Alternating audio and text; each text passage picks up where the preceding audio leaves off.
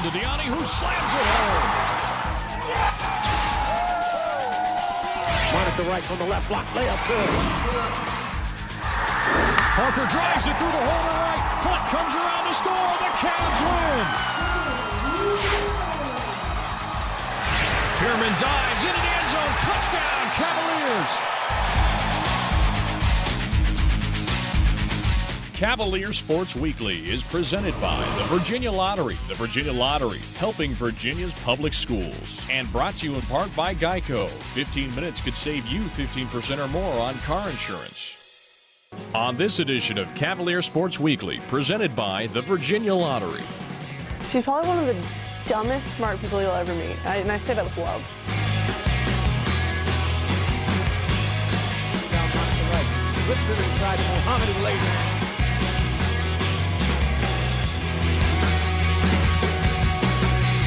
Welcome to Cavalier Sports Weekly. I'm Sherrill, number 22 on the men's basketball team. We've got plenty of highlights and a look back at the game of the century on today's show. But first, here's your play of the week.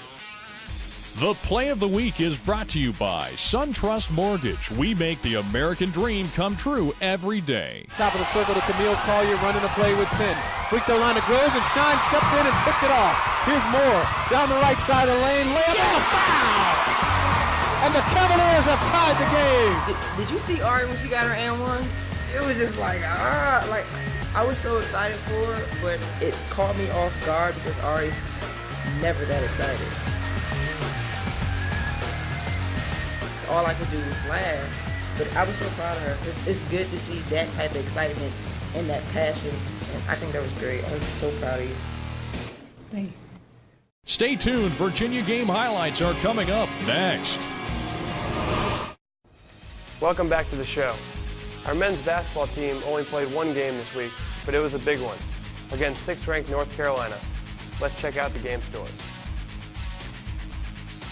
The Cavalier game highlights are presented by Geico. 15 minutes could save you 15% or more on car insurance.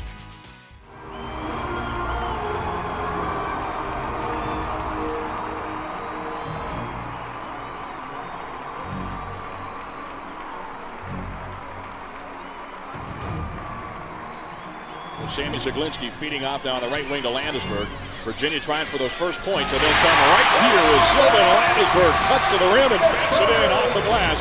Virginia breaks the full court pressure. Landisberg attacks inside, had his shot blocked away. A team that's got experience and a reason to play, and they're gearing their defense to stopping a guy that's played 14 games of basketball, and it's a difficult position, but to whom much is given, much is expected, and it's a chess match, and he's going to face that more. He's going to have to continue to grow in his game and make adjustments and figure out different ways to get the ball, because he's not just going to be at the rim for the rest of the year.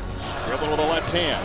He's maneuvering, feeds out to Green from the corner, and Danny Green swishes a three-pointer home, and that gives North Carolina the 10-2 lead. I thought at the start of the game that we had to come out and be ready. That first 4 minutes were critically important, and I thought we battled, but we got down 10-2 because we couldn't make a shot. As a result, I thought we were a little tentative. The arrival of Ty Lawson has stolen some of the thunder. Here's Farrakhan firing away from 3. Pump fakes from 3, sends it down low. Graves, shot blocked by Tucker. Loose ball picked up underneath by Davis. He misses up close. Ball bouncing around. Baker comes away with it for Virginia. Cavaliers looking to run now as Calvin's into the front court. Slows it down as he falls to the ground. Feeds to Farrakhan. Virginia is back to within 4. It's now 21-14, 6-0 run for the Tar Heels as Baker has it into the front court.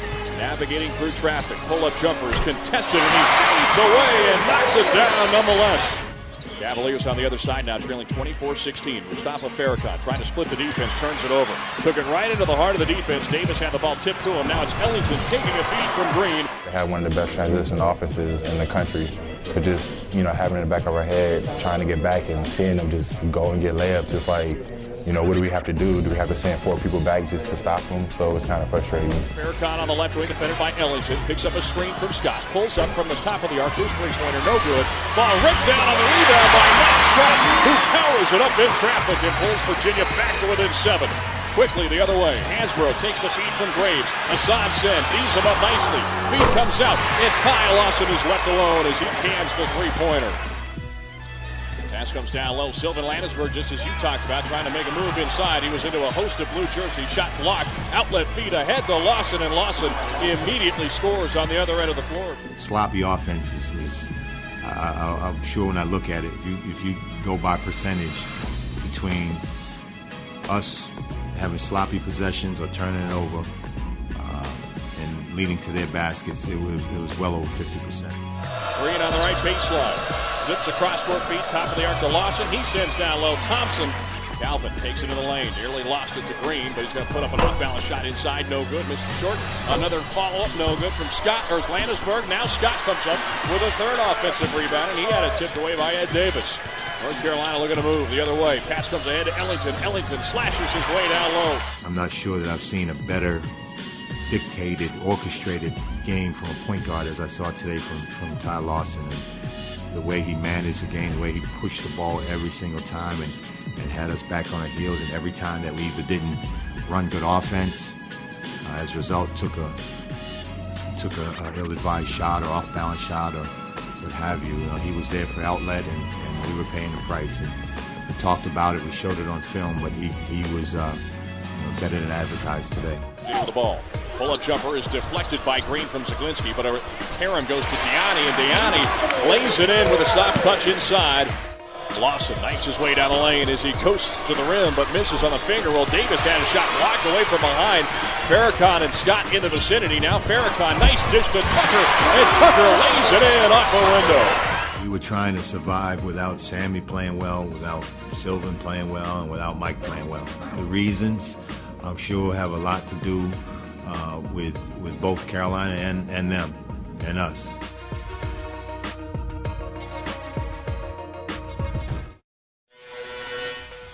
It's not that unusual to have a pair of siblings on the same team, but this year, our women's basketball team has 2 sets of sisters on its roster. Next week, we'll meet the Edwards twins, and today, it's the Hardigs, Jana and Kelly, as our Student Athletes of the Week. The Student Athlete of the Week is brought to you by the Cavalier Team Shop online, where every purchase benefits academic support for UVA student athletes. I think definitely she was someone I look up to a lot. In the beginning, I was really excited to help my mom and take care of baby Kelly and stuff. She was just definitely someone I always wanted to be like. She's my role model. And as we grew older, I think it became less of me taking care of her to more of us being best friends and taking care of each other. I think we played every sport possible. We did gymnastics, softball, tennis, volleyball. Basically, I think every other kid, soccer, they stuck me in the goal. We weren't very much together. Yeah, I think volleyball, we're decent at volleyball, but everything else was just. And then I think around it's got to be 5th grade. Yeah, 4th or 5th grade. That's when we just decided this is what we want to do. Started focusing on basketball just kind of as the #1 priority, and really, we stopped everything else, all the other sports, and just kind of decided, this is what we wanted to do. She's probably one of the dumbest smart people you'll ever meet, and I say that with love, but it's true. She's so smart, school-wise, book-wise, she's just one of the smartest people. I mean, she keeps our team's grade point average up there, just with how well she does in school.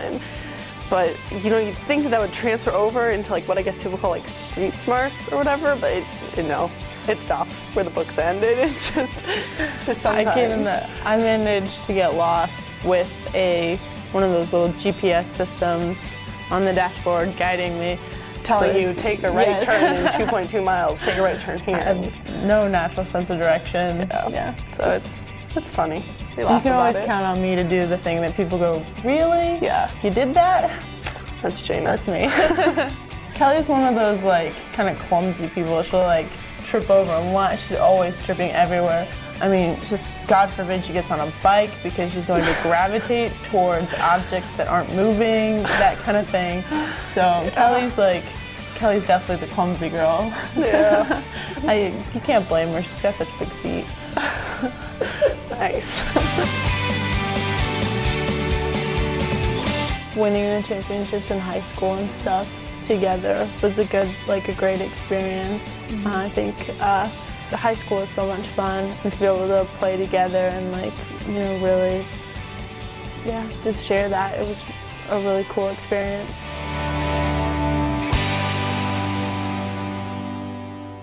Charney's old top of the Guido posting Hardy, caught it with one hand and lays it in off the glass.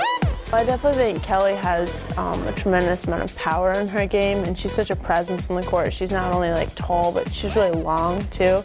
And you try driving in the lane, and even if she just sticks her hand up, it's almost impossible to get a shot off. She's got good quickness, so she's not, guarding someone out on the perimeter really isn't a problem for her. Right wing to Jana Hardick, looking for Mohammed. She catches it in the lane, lays it up with the left hand on the left block. People talk about basketball smarts, and Jana just really has an edge over a lot of people. She sees things that other people don't. She makes passes that you really didn't think that were there. And I think she's just, in general, just a very intelligent player. And she has worked really, really hard on her defense, and it's miles ahead of where it was. And I really see her, being able to contribute on the team now. When she was in, she's giving solid minutes, and it's really exciting, actually, to see her playing so well and actually, scoring. One of us is scoring, which is awesome. I think that they watch the way that Jane and I interact, and they think it's funny or whatever, but I think what they don't realize is that they all act pretty much the same way towards each other, and it's kind of crazy how close we all are. I think when you've been through the types of things that we've been through together, and when you go through a 3-hour practice or preseason conditioning, it's hard not to be so close.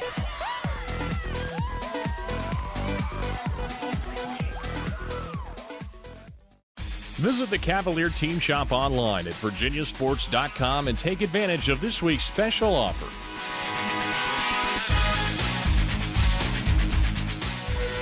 A little more than 26 years ago, college basketball fans were treated to one of the greatest head-to-head matchups of all time. December 11th, 1982, Virginia versus Georgetown, Ralph Sampson versus Patrick Ewing in the game of the century. Cavalier Flashback is brought to you by the Virginia Lottery. More than $3 billion to K-12 public education since 1999. The Virginia Lottery, helping Virginia's public schools. Billed as one of the greatest matchups in college basketball history, the first ever meeting between Ralph Sampson and Patrick Ewing proved monumental. The atmosphere was definitely different from a lot of games that we played, and because of the Sports Illustrated covers, the hype and the glory of the game itself. Everything that transpired around the game was about the game, but I really didn't see all that. The stage had been set for the Clash of the Titans on December 11th, 1982. An entire nation watched as college basketball's two premier players battled for supremacy. Yeah, it was the closest thing to a heavyweight prize fight that I've ever been involved with. When you walked into the arena that night, it was almost like it was smoke-filled. There was something in the air that you actually had to walk through. You had to wade through it. Sampson was the defending two-time National Player of the Year, and his showdown with Ewing held implications beyond the game's final outcome. Let's face it, Patrick was a big, strong kid who was the new guy on the block, so to speak, and out to prove that the old guy didn't deserve his title. Fighting illness and injury, Sampson bettered his younger counterpart in points scored, rebounds, and blocked shots. He successfully defended his crown as the best player in the country while leading Virginia to a 68-63 victory.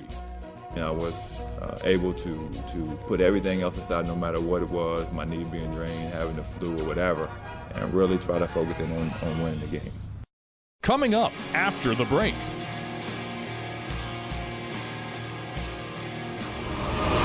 Our 14th ranked women's basketball team began its ACC schedule this week against Wake Forest and North Carolina. Let's check out the highlights in our women's basketball spotlight. The Women's Basketball Spotlight is presented by the Virginia Athletics Foundation. Rebound, Monica Wright. Whips it inside to Mohammed, who lays it in. Brooke Thomas, top of the circle to Brittany Waters. She'll swing it left wing to Camille Collier. A three, yes. Courtney Morris on the left wing. Hand off top of the circle. Here's Collier. A three again. I felt like our defense was not very good to start the game, and I thought Collier played out of her mind in the first half. Shine will inbound to Ariana Moore now in the game, the freshman point guard at the top of the circle. Swinging it right wing to Littles. Littles puts it on the deck, pull up from the right ring. Good for Lindra at about 17. I think all the teams in ACC work hard, and I think all of them are very talented. And in any given night, anybody can lose to anybody. And I think Wake just came out here and they play hard. They're a great team. You know, they were talking to each other. Thomas looking at it, got it to a wide open Morris on the left block, lay it in with the right hand, and this crowd is silent. I try not to really worry about the score because that's not going to help me, and so I just try to coach each possession. Right wing to Ariana Moore, pulling up right side of the lane, hit the jumper from 5 feet out. Needed that one to stop the bleeding. So I don't really pay attention to when we're down or when we're up by X amount, other than to do it strategically, worry about the strategy of the game. I just thought we were just not settled when that was happening, and I knew that once we settled down, we would be better. And once we started chipping away, I felt fine. You know, I knew that, you know, we'd come little by little. 44-35, Wake Forest. They get it to Monica Wright, left side of the lane. Right, the jump stop, turnaround in the lane. Once we settled down and collected ourselves at halftime, we came back out in the second half and we played better defense, and I think that was what won the game today. And a steal in the backcourt. And here comes Milner, John Paul Jones Arena alive. Left wing, Monica Wright at 13 minutes, driving left baseline. The layup, good, off the glass with the left hand. Virginia is within 4. Wake has gone cold. Moore looking for Wright, a great feed, no look, and Wright lays it in with the right hand. Top of the circle to Camille Collier, running the play with 10. Free throw line to Groves, and Shine stepped in and picked it off. Here's Moore, down the right side of the lane, layup and a foul! And the Cavaliers have tied the game. Did you see Ari when she got her and one? It was just like I was so excited for it, but it caught me off guard because Ari's never that excited. All I could do was laugh, but I was so proud of her. It's good to see that type of excitement and that passion, and I think that was great. I was so proud of you. Moore looking at it.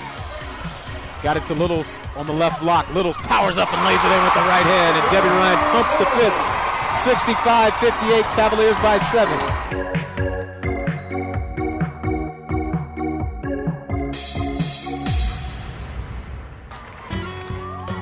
We are underway as the tap controlled by Virginia in their road blue uniforms. To Monica Wright on the left baseline, attacks the rim hard and lays it in with the right hand.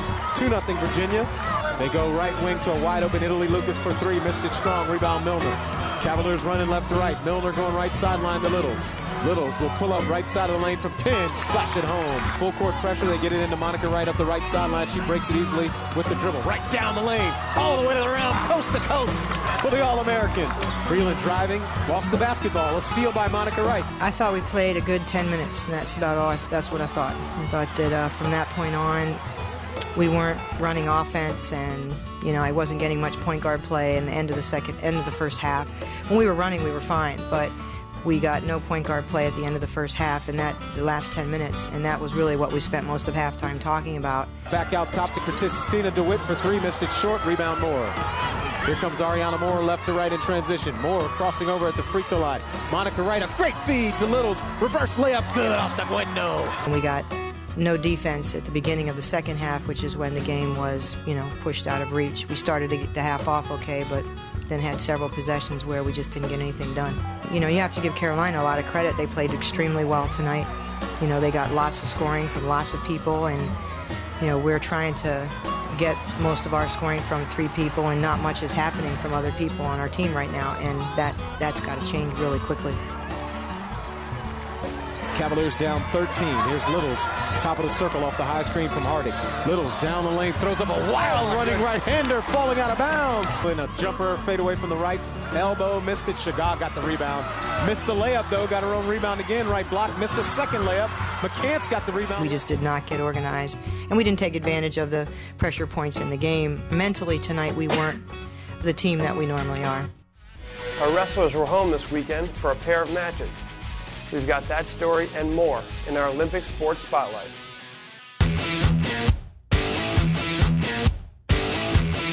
We wrestled really well.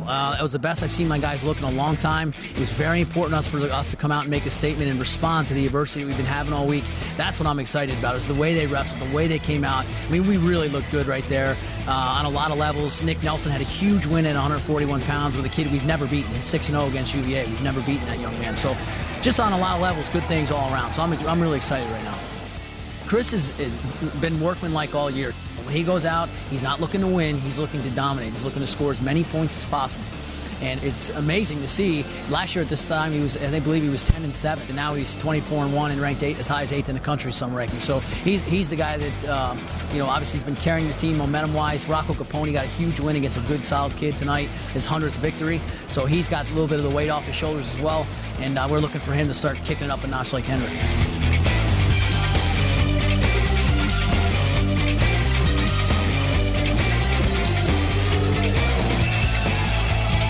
Peaches put the emphasis, exclamation point on it with the claw Turk that he did. And Jed wrestled great, and boom, Mike wrestled the best I've seen him look all year. And then that's how dual meets work, though.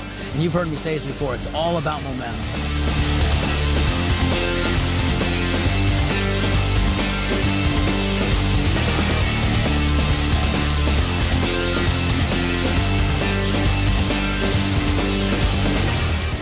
Thanks for watching Cavalier Sports Weekly. We've got another full week of basketball coming up, plus swimming, and the start of tennis season. I'm Will Sherrill. We'll be back with those stories and highlights, but until then, go Hoos. Cavalier Sports Weekly is presented by the Virginia Lottery. The Virginia Lottery, helping Virginia's public schools. And brought to you in part by Geico. 15 minutes could save you 15% or more on car insurance.